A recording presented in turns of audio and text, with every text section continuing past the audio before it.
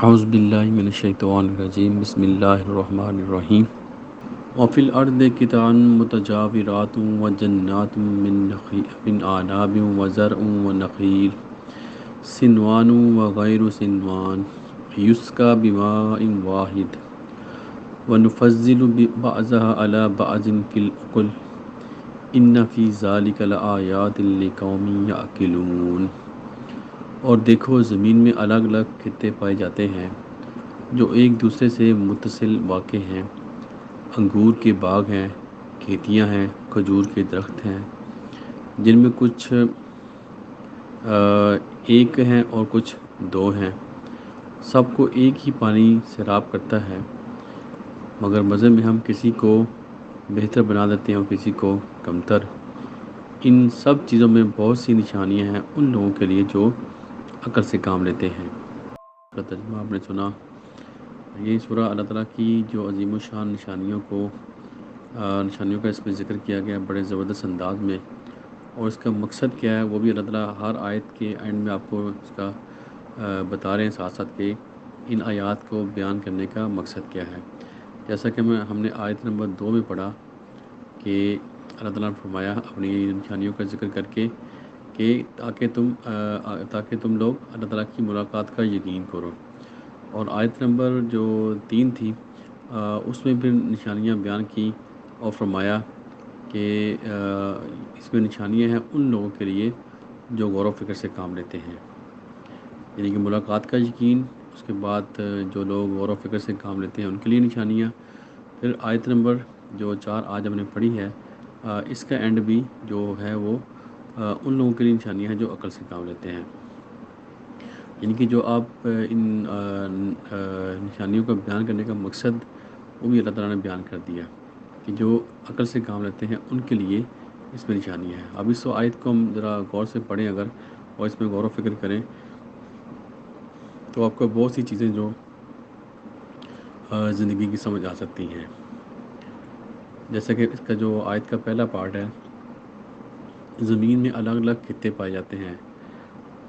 زمین میں الگ الگ خطے سے مراد کہ بہت سی زمینیں جیسے ڈیزرٹ ہے، اس کے بعد زرخیز زمین ہے، بنجر زمین ہے، اور طرح طرح کی زمین جو ہے وہ ہمیں نظر آتی ہے۔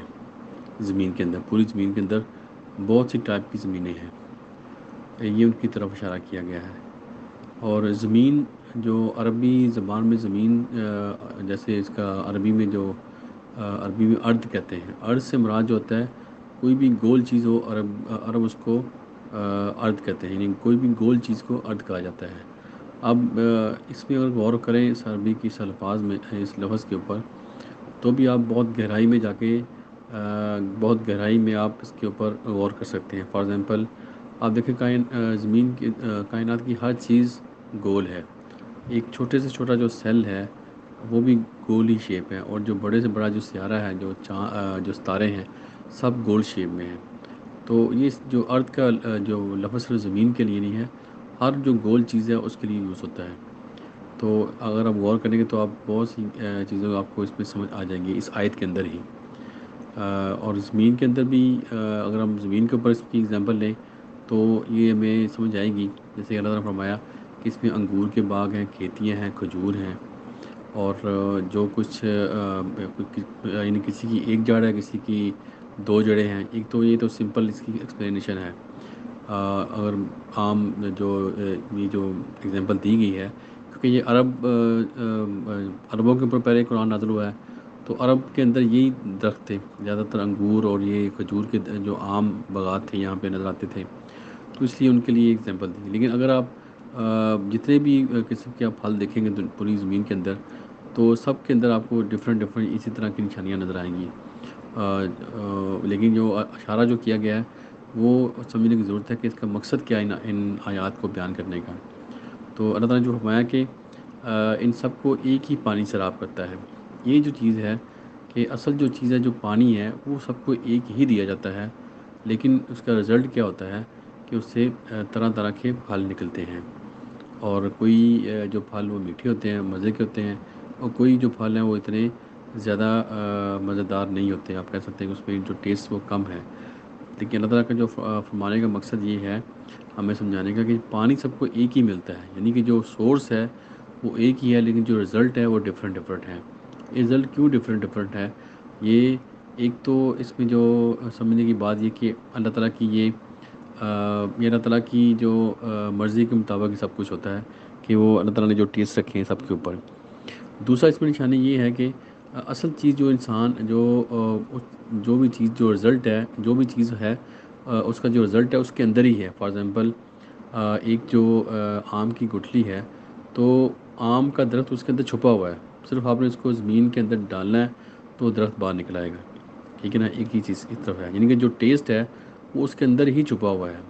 اب کوئی ٹیسٹ اچھا ہے، کوئی ٹیسٹ برا ہے، تو یہ سب کچھ اس کے اندر ہی ہے۔ یعنی کہ اس میں نشانی ہمارے لیے کیا ہے کہ جو کچھ بھی اعمال جو ہم کرتے ہیں اس کا جو اس کی موٹیویشن ہمارے اندر سے ہی آتی ہے، ٹھیک ہے نا؟ جو فار ایگزامپل بچپن سے لے کے جو بڑے ہونے تک جو بھی انسان ایک بچپن سے لے کے یا بڑے ہونے تک 40 سال یا 25 سال کی زندگی گزارتا ہے، جو کچھ اس کے اندر ڈیٹا، جو کچھ اس کے اندر وہ چیزیں جمع کرتا ہے اپنے والدین سے یا اپنے اساتذہ سے یا اپنے ماحول سے، وہ ساری چیزیں اس کی جو بھی عمل کرتا ہے وہ اس کے مطابق ہی کرتا ہے۔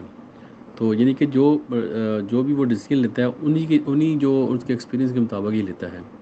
تو اس سے میں یہ چیز سمجھ آئی کہ جو ہدایت ہے، جو اللہ تعالیٰ نے، جیسے اگر اس کو ہم جوڑیں قرآن مجید کے ساتھ، جو ہدایت ہے وہ اللہ تعالیٰ نے سب کے لیے سیم، سب کے لیے ہے، یہ جو قرآن مجید سب کے لیے ہے، لیکن کچھ لوگ اس سے وہ جو فائدہ اٹھاتے ہیں اور اپنی زندگی کو کامیاب کر لیتے ہیں، اور کچھ لوگ ہیں وہ اس سے فائدہ نہیں اٹھاتے اور ان کی زندگی وہی مشکلات میں گزرتی ہے اور وہ اللہ تعالیٰ سے دور ہو جاتے ہیں۔ تو یہ بھی اس پہ جو سمجھنے کی ضرورت ہے کہ سب جو پانی ہے سب کو سیم ہی لگتا ہے، لیکن جو رزلٹ ہے وہ ڈفرینٹ ڈفرینٹ ہے۔ ایک تو اللہ تعالیٰ کی یہ لاز کے مطابق ہے، دوسرا وہ سارے جو اس کے رزلٹ ہیں وہ اس پھل کے اندر ہی ہوتے ہیں، جو بیج کے اندر ہی سب کچھ چھپا ہوتا ہے۔ اس لیے جو کچھ بھی ہم اچھے یا برے عمل کرتے ہیں، یہ ہمارے اندر سے ہی جو ڈیسیژن لیتے ہیں ہم، باہر سے کوئی چیز ہمارے اوپر، کوئی شیطان ہمیں کوئی ہاتھ سے پکڑ کے کوئی برائی کی طرف نہیں لے کے جاتا، بلکہ ہم خود ہی ڈیسیژن لیتے ہیں اور ہم خود ہی اس کے ذمہ دار ہیں۔ اسی طرح جیسے اگر کوئی آپ برا کام کرے، فرشتے آپ کو نہیں روکتے، اور کوئی اچھا کام کرے تو شیطان آپ کو ہاتھ سے نہیں روکتا۔ یہ انسان کے اندر ہی سب کچھ ہے، جو وہ ڈیسیژن میکنگ کرتا ہے وہ انسان ہی ہے، تو انسان ہی اس کا ذمہ دار ہے۔ تو ان ایگزامپل کو اللہ تعالیٰ کی جو یہ نشانیوں کا ذکر کیا گیا، اللہ تعالیٰ نے جو فرمایا ان لوگوں کے لیے نشانیاں ہیں جو کہ عقل سے کام لیتے ہیں۔ تو یہاں پہ جو عقل کے استعمال کرنے کا جو اللہ تعالیٰ نے زور دیا ہے، وہ اس سے ہمیں سمجھنا چاہیے کہ ان ساری چیزوں کے اوپر ہمیں غور و فکر کرنا چاہیے کہ ہمیں جو اپنی زندگی ہے وہ فضولیات پہ نہیں گزارنی چاہیے، فضول کاموں میں جن کا کوئی رزلٹ نہیں، کوئی فائدہ نہیں، نہ اپنی ذات کے لیے، نہ معاشرے کے لیے، یا نہ کسی اور کے لیے بھی۔ تو اس لیے ہماری زندگی ایسی ہونی چاہیے کہ ہر لمحہ جو کسی نہ کسی کو اس کا فائدہ ضرور پہنچے، چاہے آپ کی اپنی ذات کے لیے ہو۔ اگر آپ کی اپنی ذات کو فائدہ پہنچے گا تو ظاہر آپ اس کو آگے بھی تقسیم کریں گے، اس کو آگے بھی ڈسٹریبیوٹ کریں گے۔ تو اس لیے ہمیں کوشش کرنی چاہیے کہ ہماری زندگی کے زیادہ سے زیادہ جو شب و روز ہیں وہ ان کو ہم قیمتی بنائیں، یعنی کہ وہ ان کا کوئی نہ کوئی رزلٹ نکلے، تاکہ ہماری جو یہ زندگی بھی کامیاب ہو اور ہمارا جو فیوچر کی زندگی ہے، جو آخرت ہے، وہ بھی کامیاب ہو۔ اللہ تعالیٰ ہم سب کو عمل کی توفیق دے، اور اللہ تعالیٰ کی نشانیوں کے اوپر غور و فکر کرنے کی ہمیں توفیق عطا فرمائے، تاکہ ہم ان نشانیوں کو دیکھ کے اللہ تعالیٰ کا قرب حاصل کریں، اللہ تعالیٰ کے قریب ہوں، اللہ تعالیٰ کے ساتھ زیادہ ہم اٹیچ ہوں۔ جتنا ہم اللہ تعالیٰ کے ساتھ اٹیچ ہوں گے، اتنے ہی ہماری مشکلات جو ہیں وہ کم ہوگی، اتنے ہی ہمارے دلوں کو سکون پہنچے گا، اتنی ہی ہماری جتنی بھی پریشانیاں اتنی کم ہوں گی۔ جتنے ہم اللہ تعالیٰ سے دور ہوں گے، اتنی ہی پریشانیاں زیادہ آئیں گی، اتنی ہی ہماری زندگی جو مشکل ہوگی۔